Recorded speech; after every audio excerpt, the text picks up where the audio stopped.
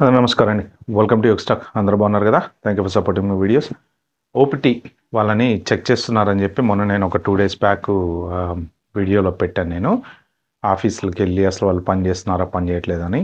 But latest news circling ఏంటంటే ఇంటికి కూడా వెళ్ళి చెక్ చేస్తున్నారంట.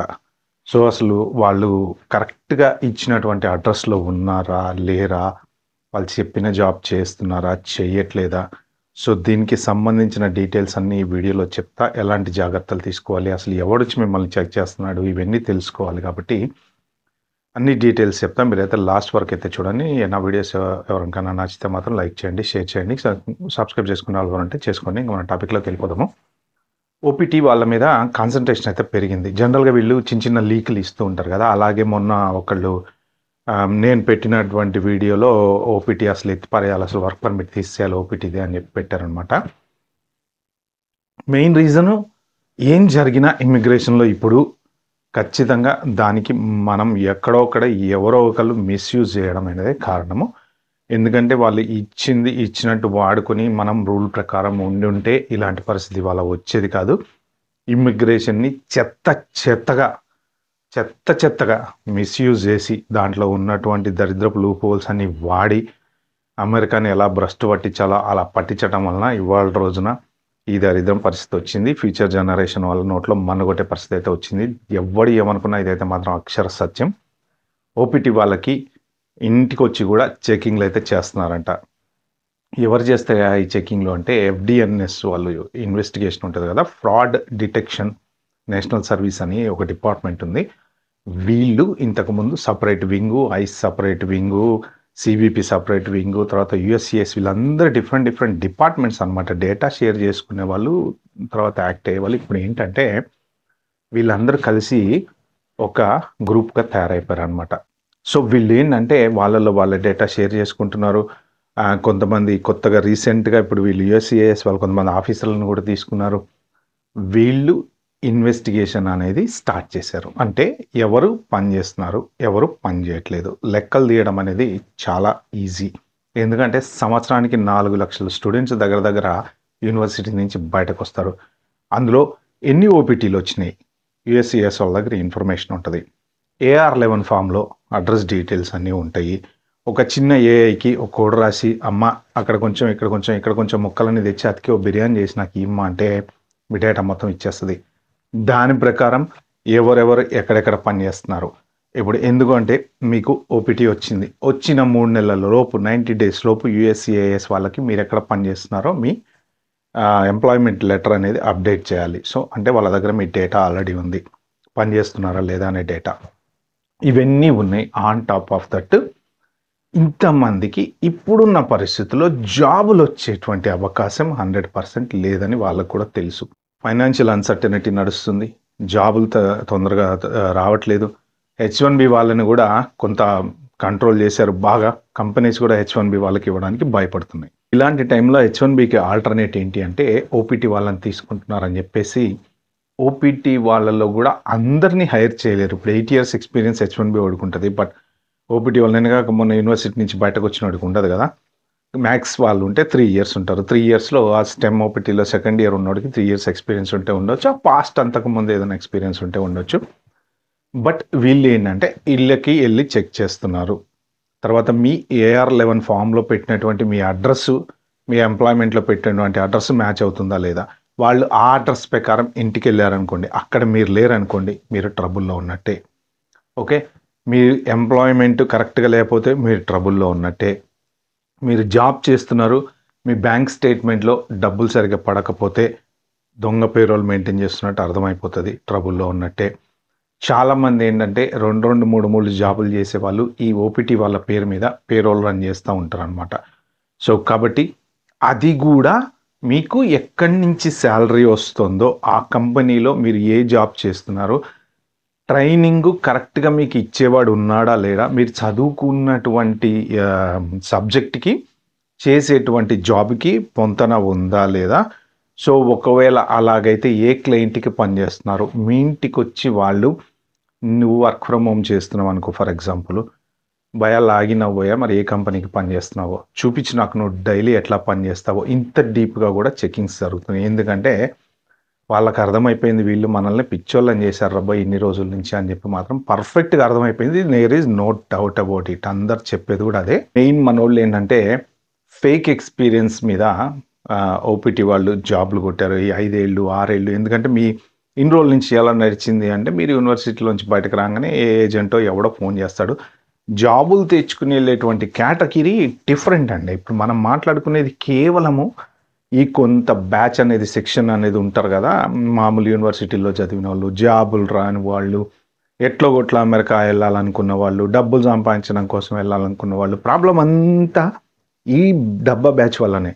వీళ్ళ వలన ఈ జెన్యూన్గా వెళ్ళి చదువుకొని ఉన్నటువంటి వాళ్ళకి ఇబ్బంది అనేది కలుగుతుంది. సో బట్ ఎవడేం చేయలేడు దానికైతే. ఈ బ్యాచ్ అంతా ఏం చేస్తారు అంటే 7 years 8 years వీళ్ళే ఏజెంట్లే సలహాలు ఇచ్చేస్తారు. యూనివర్సిటీ అయిపోతుందని తెలియగానే వాళ్ళే ఫోన్ చేస్తారు, రమ్మంటారు, నేను మీకు ఓపీటీ అప్లై చేస్తా, నీకు జాబ్ ఇప్పిస్తా అంటారు. ఏదో ఒక దొంగ ఎక్స్పీరియన్స్ పెడతారు. ఆ జనరల్ ఫేక్ ఎక్స్పీరియన్స్ అనేది కామన్ కదండి, అది ఓపెన్ సీక్రెట్, అందరికీ తెలిసిందే. ఫేక్ ఎక్స్పీరియన్స్ మీద పెట్టేస్తారు. ఆ కంపెనీలో అక్కడ కూడా ఎవడో మన అన్న ఒక్క తమ్ముడో మామ ఎవడో, లేకపోతే దోస్తో, లేకపోతే మన మేనేజరో, లేకపోతే ఇంకెవడో హైరింగ్ మేనేజర్ ఉంటాడు. సో అన్న మావాడే వచ్చేది అని చెప్తారు. అది ఇంటర్వ్యూ అయిపోతుంది, వాడికి జాబ్ వచ్చేస్తుంది. అయితే లోకల్లో చదువుకున్నటువంటి జెన్యున్గా బయటకు వచ్చినటువంటి యూఎస్ సిటిజన్ ఎవరైతే ఉన్నారో వాళ్ళకి ఆపర్చునిటీ రాకుండా ఈ ఓపీటీ వాళ్ళకి ఆపర్చునిటీ వస్తుంది అనేది యూఎస్ వాళ్ళ వాదన అనమాట. అందుకని చెప్పేసి ఈ క్రాక్ డౌన్ అనేది స్టార్ట్ అయింది. సో ఫస్ట్ థింగ్ ఇందులో దొరికిపోయే వాళ్ళు ఎవరెవరయ్యా అంటే, మీరు కనుక దొంగ పేరోల్ రన్ చేస్తూ మీకు జాబ్ లేదు, బయట ఎక్కడైనా పార్ట్ టైం చేస్తున్నారు అనే వాళ్ళు డెఫినెట్గా ఫస్ట్ దొరికిపోయేది వాళ్ళే. దొరికితే మాత్రం దెర్ ఈజ్ నో డౌట్ అండి, డిపోర్ట్ చేస్తారు. మొహమాటం ఏం లేదు. ఇన్ని రోజుల నుంచి ఎవరైనా సరే లీగల్గా జెన్యూన్గా జాబ్, మీ మాస్టర్స్ అయిపోయింది, ఓపీటీలో జాబ్ చేస్తున్నారు, స్టెమ్ ఓపీటీలో జాబ్ చేస్తున్నారు, ఒకే కంపెనీలో పనిచేస్తున్నారు, మీకు పర్ఫెక్ట్గా పే వస్తుంది, ఎవ్రీ మంత్ మీరు ఎక్కడ కూడా మీరు ట్యాక్స్ ఎగ్గొట్టకుండా ఎటువంటి 100% you're all safe, no problem. But లేదు, పేరోల్ రన్ చేస్తున్నా, ఎక్కడో పని చేసినట్టు చూపిస్తున్నా, పార్ట్ టైం హోటల్లోనో రెస్టారెంట్లోనో చేసుకుంటున్నా, ఇది యాక్చువల్గా ఇన్ని రోజులు జరిగింది. సో ఇలాంటి వాళ్ళందరూ క్లీన్. డెఫినెట్గా వాళ్ళ ప్లాన్ అయితే అదే. అయితే ఇంతకుముందు ఓన్లీ ఎంప్లాయీ సైట్ విజిట్సే చేసేవాళ్ళు. అక్కడ మీకు ట్రైనింగ్ ఇచ్చే ఇన్ఫ్రాస్ట్రక్చర్ ఉందా లేదా, కరెక్ట్ జాబ్ చేస్తున్నారా లేదా అని. బట్ ఇప్పుడు ఇంటింటికి కూడా వెళ్ళి చెక్ చేస్తున్నారని చెప్పి విన్నా.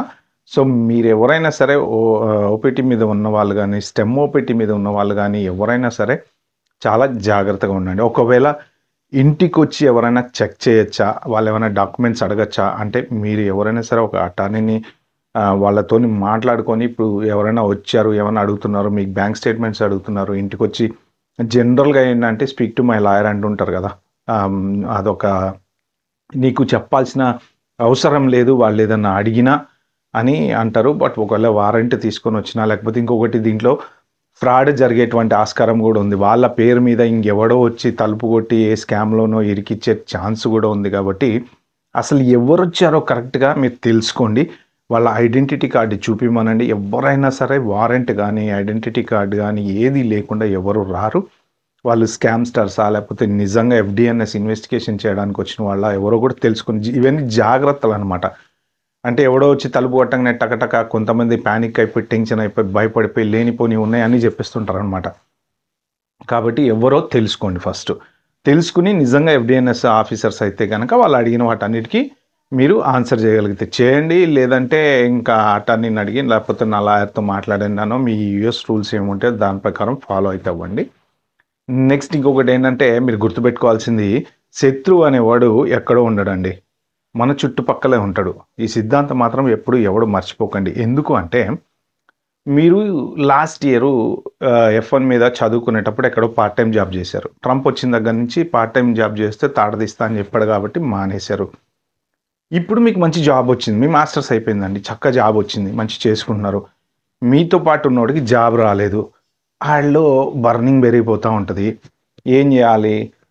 ఇంకోటి వచ్చి, అరే వాడు చూడరా బై భలే జాబ్ వచ్చింది, మంచి సెట్ అయిపోయాడురా, మనమేమో ఇంకా కొట్టుకుంటున్నారా జాబ్ కోసం అని వాళ్ళు కొంత పుషప్ ఇచ్చాడంటే, వీడే మీ మీద యుఎస్సిఐఎస్కి కంప్లైంట్ చేసే ఛాన్స్ ఉంది.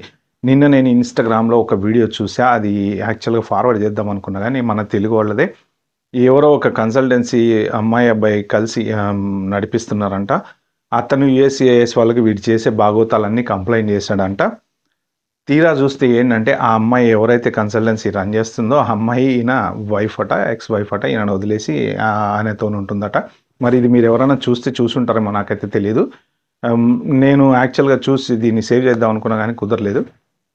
సో, ఆమె మీద కోపంతోటి ఈయన ఈ కన్సల్టెన్సీ చేసే బాగోతాలన్నీ బయట పెడుతున్నాడనమాట. దాంతోటి వీళ్ళు ఇట్లాంటి ఇన్వెస్టిగేషన్ స్టార్ట్ చేశారని చెప్పి ఆ వీడియోలో చూసాం. మరి అది ఎంతవరకు వాస్తవం అనేది నాకైతే తెలీదు. కానీ అతను కంప్లెయింట్ చేసినటువంటి స్క్రీన్ షాట్స్, టైమ్స్ ఎవ్రీథింగ్ పర్ఫెక్ట్‌గా చెప్పాడు. ఇలాగా మన చుట్టూనే ఎవడో ఒకడు ఉంటాడు. మన మీద ఏమన్నా తేడా వచ్చినా, మనకు లేకపోతే మన మీద జెలసీ ఉన్నా, లేకపోతే వాడికి జాబ్ రావట్లేదన్న బాధ ఉన్నా, ఇగో సార్ వీడు లాస్ట్ ఇయర్ చదువుకునేటప్పుడు పార్ట్ టైం జాబ్ చేశాడు అనంటే, వాళ్ళొచ్చి నువ్వు లాస్ట్ ఇయర్ బ్యాంక్ స్టేట్మెంట్లు చూపి అన్నారనుకోండి, చచ్చినట్టు మీరు చూపియాల్సి వస్తుంది. అప్పుడు డెఫినెట్గా అర్థమైపోతుంది పార్ట్ టైం జాబ్ చేసినట్టు. సో ఇట్లాంటి ఫ్రాడ్ ఈజ్ ఫ్రాడ్. నువ్వు ఇవాళ చేసావా, నిన్న చేసావా, లేకపోతే లాస్ట్ ఇయర్ చేసావా, అవన్నీ సంబంధం లేదు. వచ్చిన రోజుల నుంచి నిజాయితీగా ఉన్నావా, ఉన్నావు. ఎప్పుడు తేడా వచ్చినా కానీ పంపించేటువంటి అర్హత, రైట్ అనేది వాళ్ళకు ఉంటుంది. ఓకే ఫ్రెండ్స్, ఇది ఈ వీడియోలో నేను చెప్దాం అనుకుంది. మీరు ఎవరైనా సరే కొంచెం జాగ్రత్తగా అయితే ఉండండి. ఎవరు ఇంటికొచ్చి తలుపు తడుతున్నారో తెలుసుకొని డోర్ అయితే తీయండి. వీడియో కనుక మీకు నచ్చినట్టుంటే ప్లీజ్ అండి లైక్ చేసి subscribe my channel. Thank you.